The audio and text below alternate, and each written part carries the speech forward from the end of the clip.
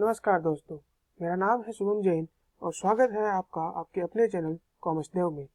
आज का अपना टॉपिक रहेगा कंपनी व शेयर बाजार के बारे में पूरी जानकारी। हो सकता है इसमें दो टॉपिक लगे, लेकिन मेरा आपसे एक ही रिक्वेस्ट है कि आप इस वीडियो को एंड तक जरूर देखें। चलिए शुरू करते हैं आज का अपना वीडियो।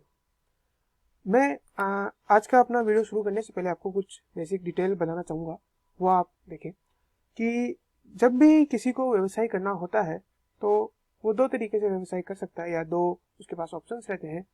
एक वो खुद ही व्यवसाय करे, यानी एकल व्यक्ति के रूप में, यानी कि खुद ही पूरे व्यवसाय का मालिक है और पूरे व्यवसाय को चला रहा है। यहाँ पे आप एम्प्लॉयज वगैरह रख सकते हो, लेकिन मालिक केवल आप हो।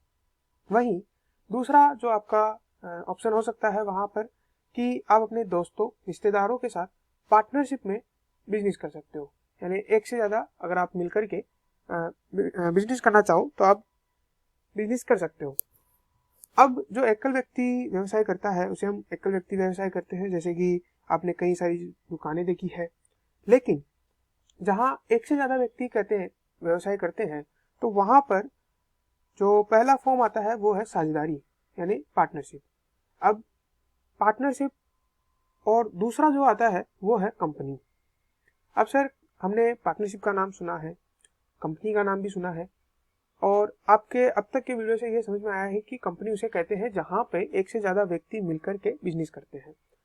सर, साझेदारी में ना जाकर के कोई भी आदमी कंपनी में क्यों जाएगा? हम साझेदारी में ही चले जाएंगे, ठीक है। कंपनी क्यों फॉर्म किया जाता है, कंपनी क्यों बनाई जाती है? तो उसका जवाब है कि साझेदारी के अंदर एक तो लिमिट है, और वो लिमिट क्या है? 10 साझेदार ही हो सकते हैं मैक्सिमम, अगर वो बैंकिंग बिजनेस में है, और अगर वो अदर बिजनेस में है तो 20 साझेदार ही हो सकते हैं। तो ऐसे में अगर आप 21 साझेदार मिलकर के कुछ व्यवसाय करना चाहते हो तो फिर आपको कंपनी में ही जाना पड़ेगा, इसलिए आपको कंपनी बनानी पड़ेगी।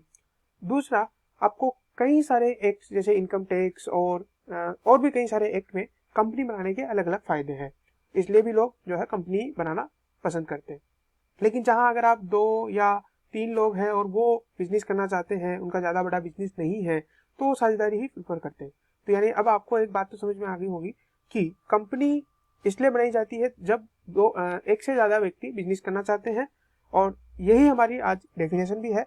अगर आप कंपनी की डेफिनेशन देखोगे तो व्यापारी और व्यवसाय का वह समूह या दल या संस्था जो एक साथ मिलकर कोई व्यापार या व्यवसाय करता हो। सिंपल। यानी अगर आपको मिलकर के व्यवसाय करना है तो उस समूह का नाम क्या कहलाएगा? कंपनी। याद रखिएगा कि कंपनी को भारत के कंपनी अधिनियम 2013 में रजिस्टर करवाना पड़ता है। इसका एक फॉर्म होता है, ministry of corporate affairs, short में इसे MCA बोला जाता है। वहां पर एक फॉर्म को जमा कराना पड़ता है। चलिए आगे देखते हैं, इससे इंपॉर्टेंट कुछ बातें। अब आपने देखा कि एक कंपनी आपने बनाई, अब हम शेयर्स के ऊपर डिस्कस कर रहे हैं। तो जब आपने कंपनी बनाई तो उसका व्यवसाय करने के लिए आपको कुछ पैसों की जरूरत पड़ेगी, रुपयों की जरूरत पड़ेगी, ठीक है। तो ये जो पैसा और रुपया आपको जरूरत पड़ेगी, ये पूंजी कहलाती है। यानी और ये सब जो अगर आप बिजनेस करते हैं, अगर आपकी दुकान है, तो आपको पूंजी सबसे काफी लगा, मतलब वो होगा कि आप इसको जाना पहचाना आपको ये लग रहा होगा।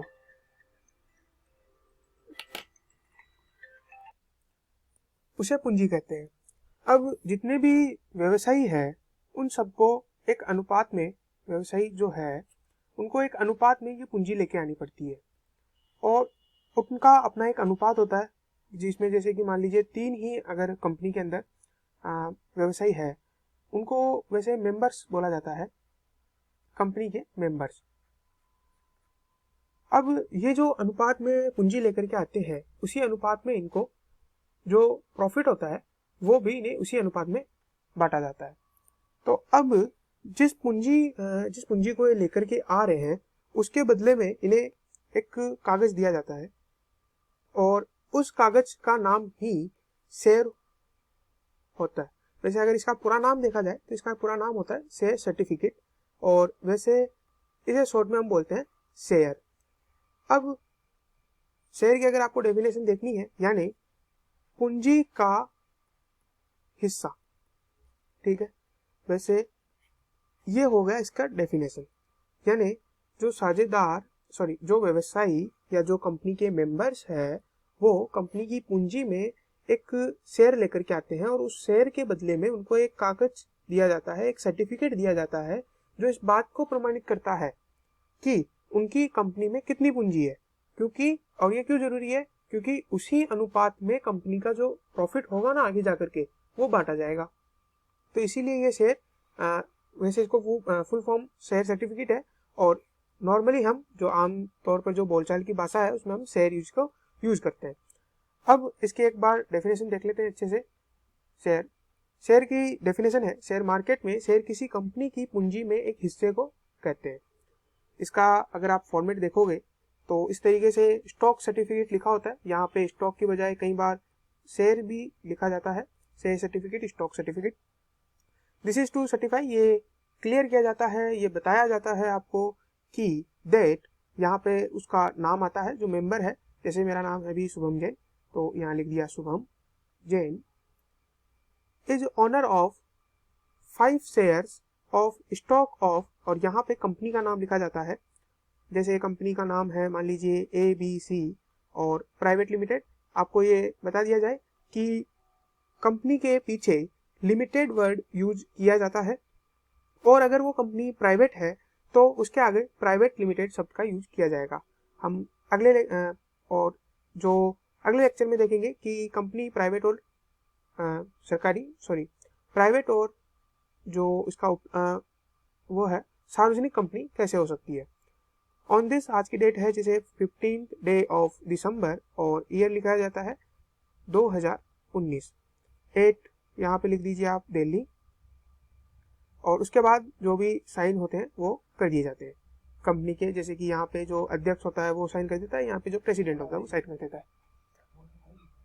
अब 1 मिनट, अब आप सोच रहे होंगे कि आपने यहाँ सिर्फ 5 क्यों लिखा, यहाँ पे आपने 5 क्यों लिखा, यहाँ पे तो आपको अमाउंट लिखना चाहिए था।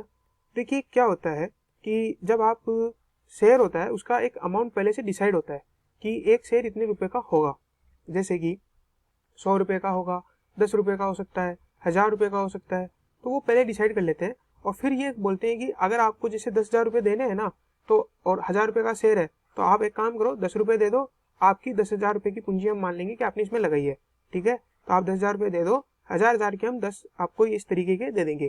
तो यहाँ पे पहले से प्रिंटेड रहता है, उनको पहले से रहता है कि ये जो है ये शेयर 10,000 रुपये का है, और उसके बाद केवल वो यहाँ पे लिख देते हैं कि कितने शेयर्स हमने लेने हैं।